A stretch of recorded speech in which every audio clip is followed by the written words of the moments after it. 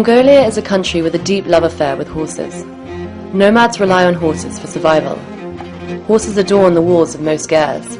Children learn to ride at the same time they learn to walk. In fact, Mongolia is proudly the home of the largest equine statue in the world. This impressive structure is found just west of the capital, a massive tribute to the great Genghis Khan. Genghis founded the Great Mongol Empire, the largest contiguous empire in history, covering more than 1/5 of the earth at its peak. Today, the Mongolian people can use all the inspiration they can get. Following the collapse of the Soviet Union, Mongolia transferred to a market economy. Initially, there were very dark days.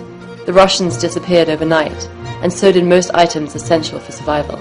Supermarket shelves were empty, so were people's bank accounts. In the last 20 years, the country has moved forward in leaps and bounds in many areas, but there is still a long way to come for rural Mongolians, almost 50% of which are classified as poor.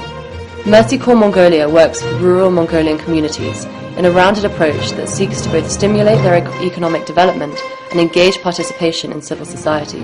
Funds raised by Mongol Derby participants are used to provide grants to rural business owners that allow them to grow their ventures through diversification and increase their income, benefiting the wider community through increased employment and enhanced offerings of products and services. Mercy Corps has been implementing Mongol Derby funded projects since 2010.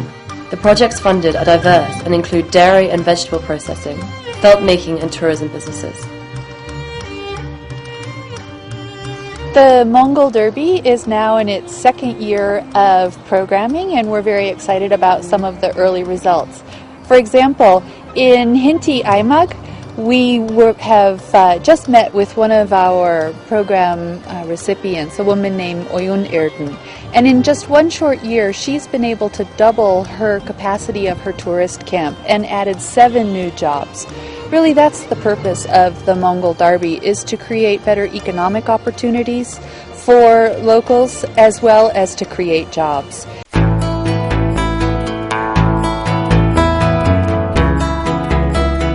Mongol Derby funds currently support 4 tourism businesses.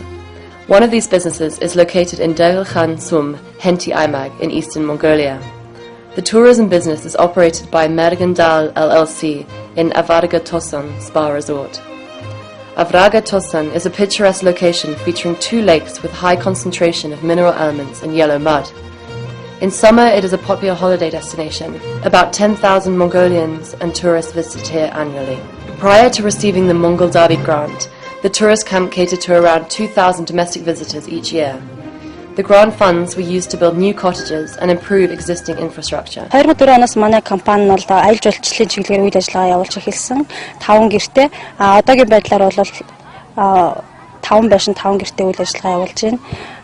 Монгол Derby төслийн хүрээнд бол 26 сая төгрөгийн нийт өртөгтэй төсөл хэрэгжснээс 20 сая нь бол өөрийн хөрөнгөөр 6 сая төгрөг нь бол тус сангийн төслөмжтойгоор бизнесээ өргөжүүлсэн.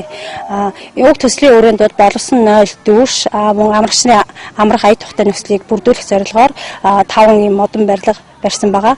Үүний хүчнэлөөгөөр бол манай орлого бол 50% нэмэгдсэн. Үйлчлүүлэгчдийн тоо бас 2 дахин өссөн. Энэхүү төсөлтөд хамрагдсанаар бол манай үйлчлүүлэгчдийн сэтгэл ханамжлал дээшилсэн.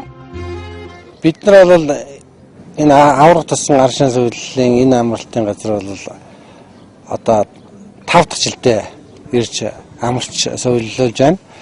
Тэгээд сүүлийн 2 жил бол энэ дэлгэр ханга компани энэ аршин сувилд бол амарч байгаа.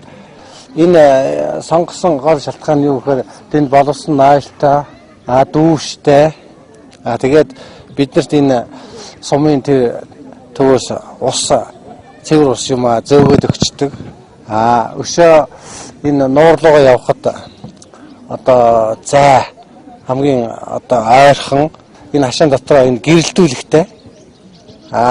Тэгээд энэ нялх хөөхтэй хүмүүс ирэх юм бол энэ тоглоомын талбай байж идэг. Тэгээд бидний оршин суугчдынхаа 5 дахыг хангасан. Манай дэлгэр ханга амралт аршин сувиллын ажилчдын тоо 2009 онд 5 байсан бол 2010 онд 12 болоод энэ төслийг хэрэгжүүлсний хүрээнд бол өргөжинд хилээд 2011 онд 15 ажилтнтайгаар үйл ажиллагаа өргөжинд хэлж ажиллаулж байна. Одоо түүхийн үед махсуугээ бол нутгийнхаа ард түмнээс авч бэлтгэдэг. 9 онд нэг 5 айл өрхөөс бэлтгэж исэн бол 10 онд 7 айл болоод одоо 11 онд 9 өрх айлаасаа мах сүү түгээд бэлтгэж байна. Манай одоо амралтын газрын хувьд бол орон нутгаас ажилчдаа авч одоо орон нутгийн хүмүүсийнхээ амжиргааны түвшинд бол тодорхой хэмжээний хувь нэмрээ оруулж байна. Амралтын газрын хувьд гэвэл нь одоо цаашдаа одоо гадны тогтчлт болон амралтын байрыг нэмэгдүүлэх цаашдаа дахиад шинээр одоо амрагч нарыг хүлээж авах тухайн нөхцөл бололцоог нь бүрдүүлэх тал дээр одоо тодорхой төлөвлөгөө гаргаад ажиллаж байна. Энэ компанитай би 2010 оноос хойш хамтран ажиллаж байгаа. Тий. Махны нийлүүлж байна.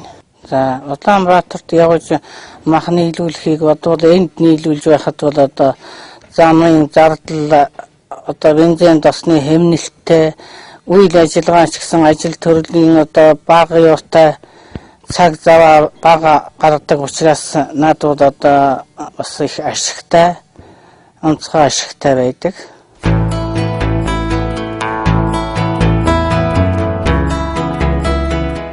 Mercy Corps, through Mongolian Derby Project, works with 4 enterprises that are producing felt and making handicrafts. One of these groups is the Zulon Suft cooperative in Khahoran, the ancient capital of Mongolia. Zulon Suft was established in 2008 as a result of a Mercy Corps initiative to improve livelihoods and household income. The group is made of 9 members, including 5 people with disabilities and 4 retired people. The cooperative produces various felt products, including felt slippers, felt flooring made from lamb's wool, luxury products including traditional Mongolian clothing called deal, hats and other outfit from superfine sheep's wool, along with other products from yak's wool and Angora cashmere. The cooperative sought to increase their production capabilities and as a result increase their sales during the busy summer season. After purchasing new equipment and renting additional space, the company is now able to meet demand and sales have doubled. They also built a showroom as a marketing outlook for their products.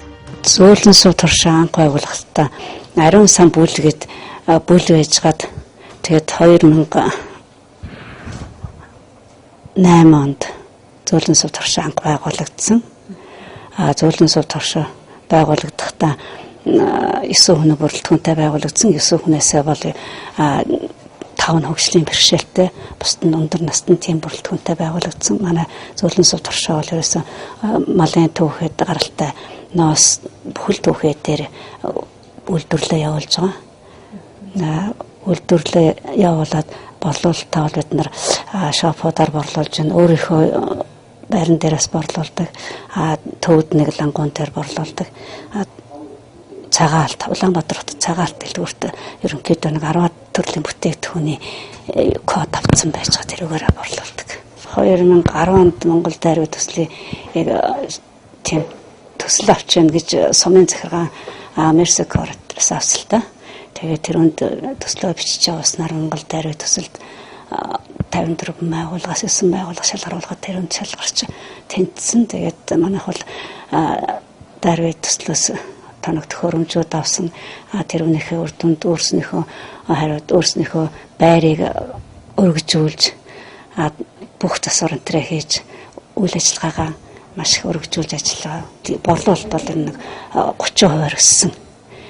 Тийм учраас биднээс амжиргаа ажлын байр нэмэгдсэн. Ажлын байр бол 2-оор нэмэгдсэн. Одоо энэ жил бол өшөө ахаад нэмэгдүүлэх бодолтой байж байгаа. Ерөнхийдөө бол биднээс захиалга ихсэж байгаа учраас хүн хүчний шаардлага бол маш их өндөр гарч байгаа учраас ажлын байрыг бол өшөө нэмэгдүүлнэ.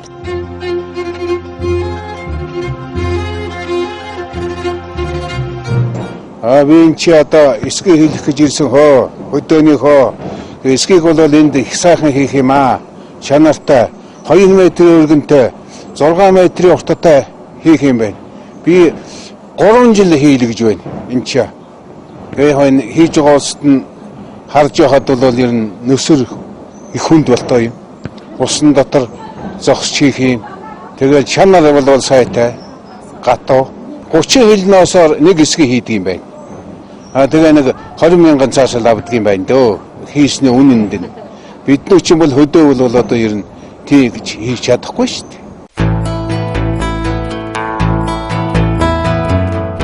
Another type of business supported by the Mongol Derby is funding vegetable cultivation. Mongol Derby funds currently support 2 vegetable farming businesses. This type of business is especially valuable to local communities as vegetables are scarce in Mongolia, relying on imports from China. Bayer started his business in 1992.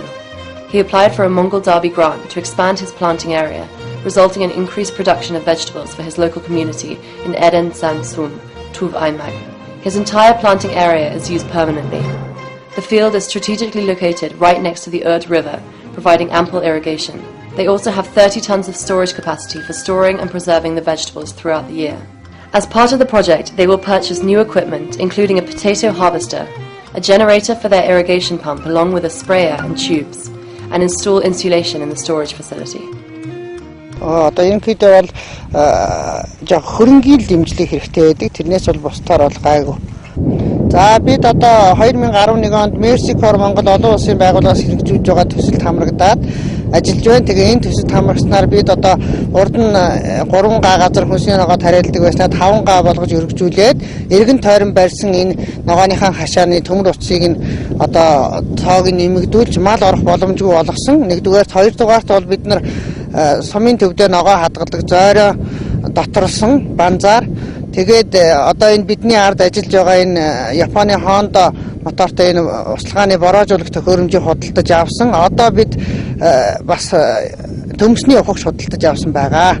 So far in the last 2 years, more than $78,000 has been spent to support 14 different activities, and altogether 58 new jobs were created. These are real jobs for people to improve the livelihoods that they have, not just on a short-term basis, but more permanently. And so we're very excited that Mongol Derby, together with Mercy Corps and the Adventurists, are able to create these kinds of results.